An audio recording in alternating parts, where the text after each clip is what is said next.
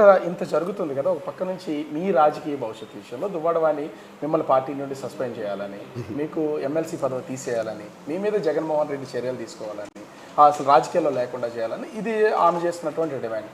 అసలు మీ వరకు చూస్తే ఇప్పటి వరకు జిల్లా స్థాయి వైసీపీ నాయకులు కూడా మీకు ఎవరు మద్దతుగా కానీ మీ గురించి మాట్లాడడం కానీ చేయలేదు. ఎందుకు పార్టీకి డ్యామేజ్ అవుతుందని భావిస్తున్నారు వాళ్ళు? అందుకే వాళ్ళు ఎవరు రాకుండా?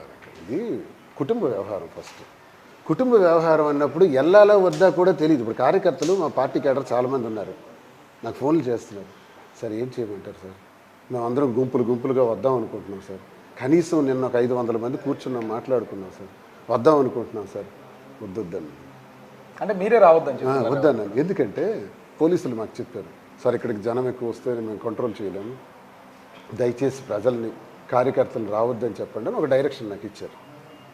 అలాగే మహిళా సంఘాలు కూడా వస్తాయి, వద్దు సార్ రావద్దని చెప్పారు. నేను ఏమనుకున్నానంటే సర్లే ఆయన ఎందుకు చెప్పారో, మనము ఇప్పుడు ఇన్ని ప్రాబ్లమ్స్లో అవన్నీ ఎందుకు, క్యాడర్కి నేను చెప్పానంటే వద్దని చెప్పాను. ఎందుకు చెప్పానంటే వాళ్ళకు మొహమాటం ఉంటుంది. అవతల ఆవిడ వాణి, యువతల శ్రీను, ఈ వాణి శ్రీనుల మధ్య మా పరిస్థితి ఏంటనేది ప్రతి ఒక్కడికి ఉంటుంది. కానీ వైవి సుబ్బారెడ్డి కూడా ఒక చిన్న కామెంట్ చేస్తారు, అది వాళ్ళ కుటుంబ వ్యవహారం, మేమేమి దీనిలో కలగజేసుకోకూడదు. అంటే పార్టీకి సంబంధించిన గ్రాఫ్ స్లోగా, ఇప్పుడు దువ్వాడ సీను అంటే ఏదో ఆర్డినరీ పర్సన్, ఎవరికి తెలియనటువంటి వ్యక్తి కాదు. మీలాంటి వ్యక్తి విషయంలో కలగజేసుకుంటే పార్టీ ఇంకా కొంచెం డ్యామేజ్ అవుతుందని అధిష్టానం భావిస్తుంది. అంటే సరే కుటుంబ వ్యవహారం అయినప్పుడు జగన్మోహన్ రెడ్డి గారు, సాక్షాత్ జగన్మోహన్ రెడ్డి గారు మా ఇద్దరిని 5 సార్లు కూర్చోబెట్టారు. ఈ అవకాశం ఈ భూమి మీద ఎవరికి రాదు. జగన్మోహన్ రెడ్డి గారు ఆయన మాకు 5 సార్లు కూర్చోబెట్టి ఇద్దరిని నచ్చజెప్పారు. ఇద్దరిని నచ్చజెప్పిన తర్వాత కూడా ఆమె తీరు మారలా. ఆమె తీరు మారినప్పుడు ఇప్పుడు మాత్రం అధిష్టానం ఏం చేయగలుగుతుంది?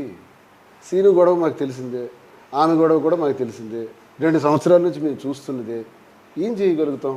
ఆ దేవుడే వీళ్ళకి రక్షించాలి అనుకుంటారు. ఎన్నికల ముందు కూడా ఒకటి మనము అంటే సందర్భం కాకపోయినా కూడా అంటే అనంతబాబు ఒక హత్య చేసి డోర్ డెలివరీ చేశారు. దాని తర్వాత జరిగినటువంటి ఎన్నికల్లో దాని ప్రభావం ఎక్కువ కనపడింది.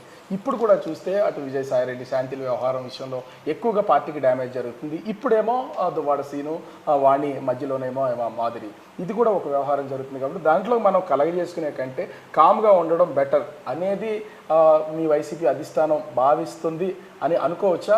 లేకపోతే వాణి చెప్పిన దాని ప్రకారం మేము చర్యలు తీసుకునే అవకాశం కూడా ఉంటుంది? అలా అనుకుంటే ఇన్నిసార్లు 5 సార్లు పార్టీ ఇన్వాల్వ్ అవ్వదు, 5 సార్లు మా కుటుంబాన్ని కూర్చోబెట్టి నచ్చజెప్పదు.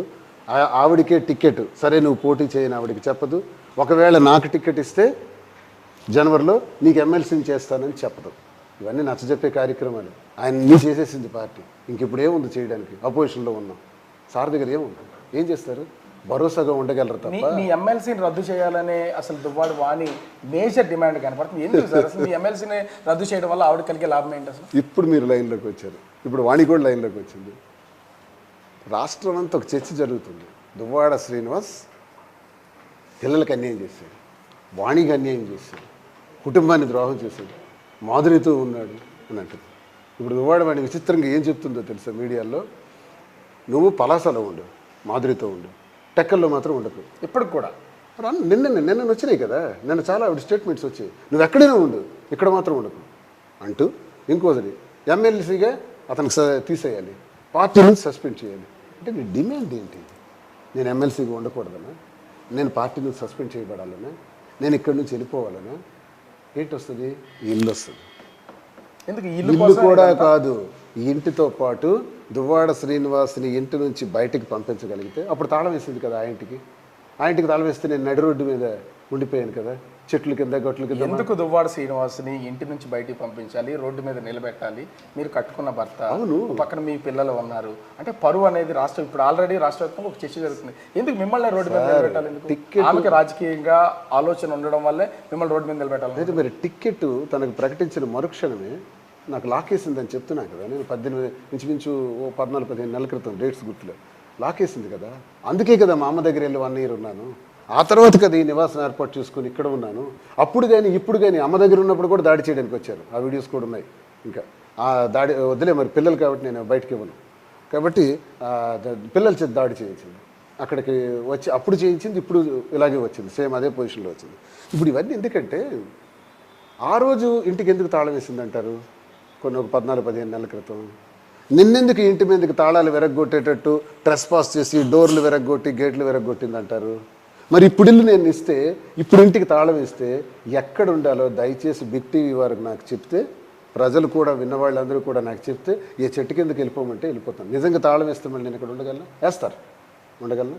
ఖచ్చితంగా ఇంటి కోసం ఇదంతా చేస్తున్నారని నేను ఇక్కడ ఏం చేసినా ప్రాబ్లం లేదు చెప్పారు కదా, ఇంట్లో నుంచి బయటకు వెళ్ళిపోతే చాలా. ఈ మాట నేను వాళ్ళన్నారు ఎక్కడైనా ఆయన మాధురితో ఉండి ఎక్కడ ఉండకూడదని. వాడు వాణి అన్నది. మొన్నటి క్లిప్సింగ్స్ మీరే తీయండి. తనన్నమాట నేను రిపీట్ చేస్తున్నాను. సో ఎన్ని రోజులు ఇది ఇలా కంటిన్యూ అవుతుంటారు అసలు? నాకు తెలియదు. నేనైతే ఆమె నాకు 492 అదే 492A అనుకుంటాను సెక్షన్స్ అవి ఫైల్ చేసింది. అంటే గృహహింస, డౌరీ. వీళ్ళకి ఇప్పుడు 30 ఏళ్ళ తర్వాత నేను డౌరీ పెట్టారు. మరెందుకు చాలాసార్లు నాకు విడాకులు కోరింది కదా, మరెందుకు ఆ కార్యం కూడా చేసేద్దామని నేను విడాకులు 10వ తారీఖున నోటీస్ ఇచ్చాను. ఆ నోటీస్ మేరకు నేను కోర్టులో ప్రొసీడ్ అవుతున్నాను.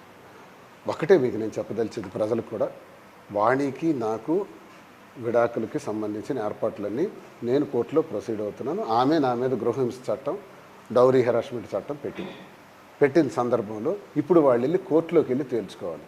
వాళ్ళ వ్యవహారం కోర్టులో తేల్చుకోవాల్సిన పరిస్థితి నుంచి ఇక్కడొచ్చి ఎంతసేపు ఉన్నా పనికిరాదు. ఎందుకంటే ఎఫ్ఐఆర్లు కూడా అయిపోయాయి. ఎఫ్ఐఆర్లు అయిపోయినప్పుడు ఇంకా కోర్టులో